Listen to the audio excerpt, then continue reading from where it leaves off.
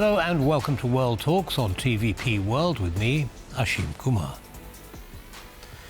Today marks 5 years since Belarus's disputed 2020 presidential election, a moment that ignited the largest protests in the country's history and a brutal crackdown by Alexander Lukashenko's regime.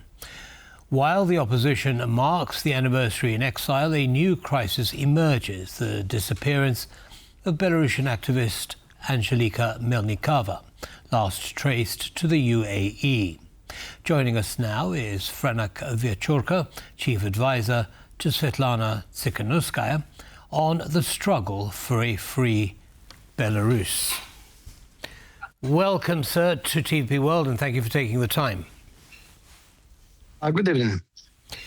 So, what's the legacy of the protests and the brutal crackdown that happened 5 years ago? How have things changed as a result?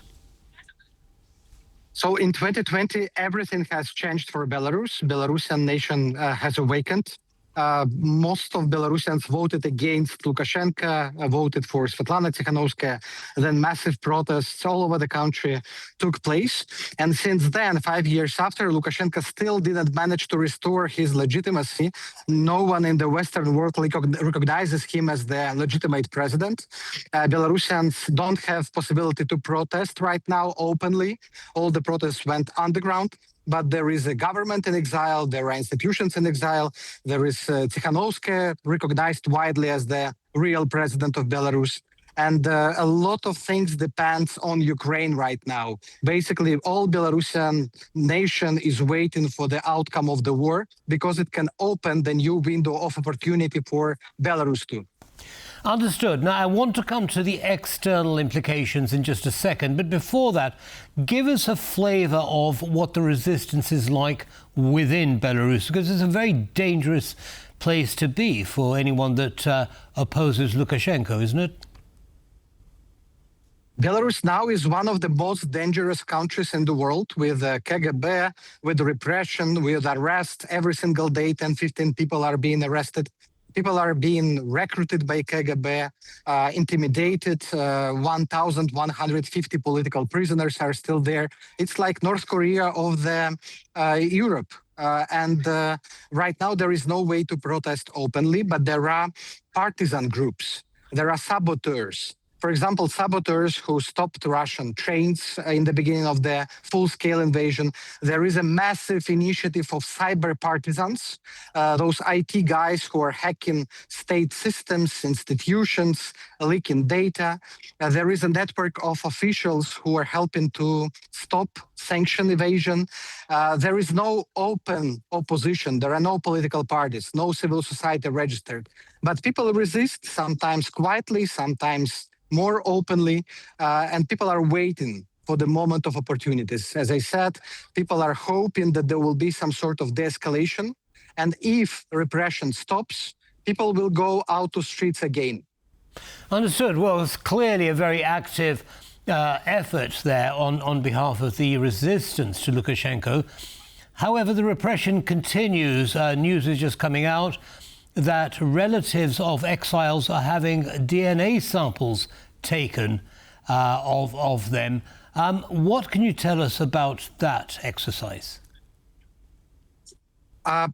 Families, relatives in Belarus are the hostages.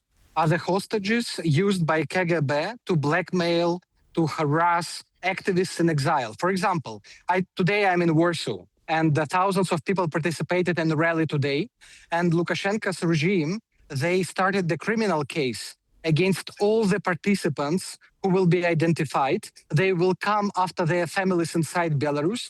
They will confiscate property, apartments of these people, and they will start investigation and the cases against their families. So the families, like in the Soviet Union, they are announced as enemies of the state.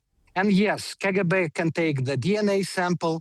They can invite relatives to KGB for interrogation.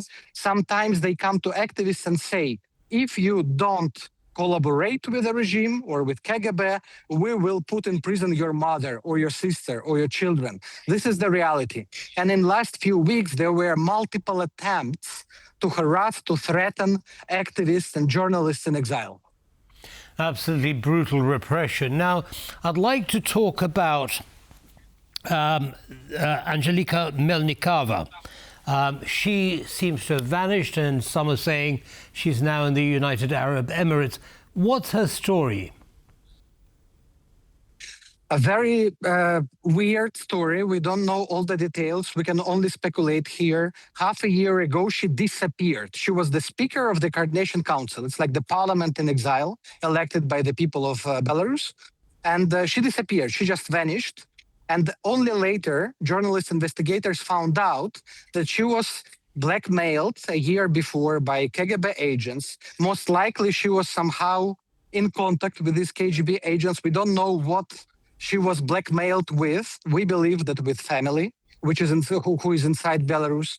But when she vanished, we didn't hear anything about her. There are gossip that she's not alive anymore. If she would be in Belarus, the state television would show her already, but they didn't show anything. And unfortunately, when you're a public person in the opposition and the democratic movement, you can face such threats. And the KGB, they know how to put pressure on you. They know who is important for you, and they start to develop, the story and develop, these lines for blackmail against people in exile. Absolutely terrifying. Now, I'd like you, please, to give us a flavor of how the opposition in exile is coordinating, how it is organizing, and what its strategy is going forward. Today in Warsaw, we have the massive conference. We call it New Belarus Conference to mark the anniversary. 400 people participated, 50 diplomats, many journalists, and we discussed the strategy, how to abolish the regime, how to release political prisoners, how to work with people inside the country, how to support media, because media, it's oxygen for Belarusians inside the country, free information, which is not available right now to Belarusians inside the country. And I think we are quite united. We have the government in exile led by Sviatlana Tsikhanouskaya, who was elected 5 years ago, the Coordination Council, the parliament, and we have many, many, many initiatives which are working both inside the country and in exile. And we have the unity and we have the international recognition, because de facto Sviatlana Tsikhanouskaya is recognized by countries as the legitimate president. And I think this makes us very different from Russian opposition or many other movements, because we have this mandate, we have elected president. And we need these structures, because when Lukashenko will start to collapse, this agency of democratic opposition will help us to split elites and to turn Belarus to Europe, to turn Belarus to democracy. Understood. Now, you say that you have support from many democratic countries and bodies. What more could these countries and bodies, such as the EU, be doing to help? 3 pillars, very simple steps. First, pressure on the regime. Second, accountability on all perpetrators. It's about international courts, Court of Justice, International Criminal Court. It's about universal jurisdiction. And the third, it's assistance. Assistance to people who are still in the country, who are fighting against the regime, for our partisans, for our exiled movement. And I think these 3 pillars are important to change the status quo. And of course, there are still sanctions which might help. For example, the border for the trade for cargo goods between Poland and Belarus, it's still open. But if Lukashenko knows that this border can be closed for cargo, he will lose millions and probably billions of euros. And we have to explore such sanctions too, to put pressure on Lukashenko for the war crimes and for the repression against its own people. Understood. Now, you mentioned borders, and clearly Belarus has been a staging point for migrants entering from Africa and Asia who attempt to get into the European Union. There have been reports recently that a Libyan politician has reached a deal with the Kremlin to start sending more Libyans to Belarus, to Minsk from Benghazi. with a view to increasing the pressure at the Belarusian-Polish border. What have you heard about that? Benghazi, before Syrian refugees, Lebanon refugees, Lukashenko's regime, with the support of Putin, they invite these people, they take money from them, they send them to the border with Lithuania, Latvia, and Poland, and terrorize them. It's an instrumentalization of migration. And unfortunately, there are more and more planes flying from Middle East or North Africa to Minsk, where they sent, to European Union states. How to deal with that? First of all, pressure on the regime to make the regime pay for this. Second, strengthen the border. And Lithuania and Poland are doing fantastic job on that, strengthening defense and protection. We know why the regime is doing that. They want Lithuania and Latvia and Poland to be busy with the protection of the border instead of, for example, helping Ukraine, because helping Ukraine is now needed as never before. What happens to these people? Because, as you say, all the countries in the EU are strengthening their borders, and thus far they're keeping them back. What happens to them? Do they stay in Belarus, or do they get sent back to wherever they came from? Do you know? Depends. Some of them are staying in Belarus, but Lukashenko's regime don't want them to stay in Belarus. So after a few weeks, they're sent again to the border. And the KGB secret services, they're helping them to cut wire, to dig the ground, to cross the river, to get to Poland or Lithuania. It's a big threat. It's a huge pressure on the European Union borders.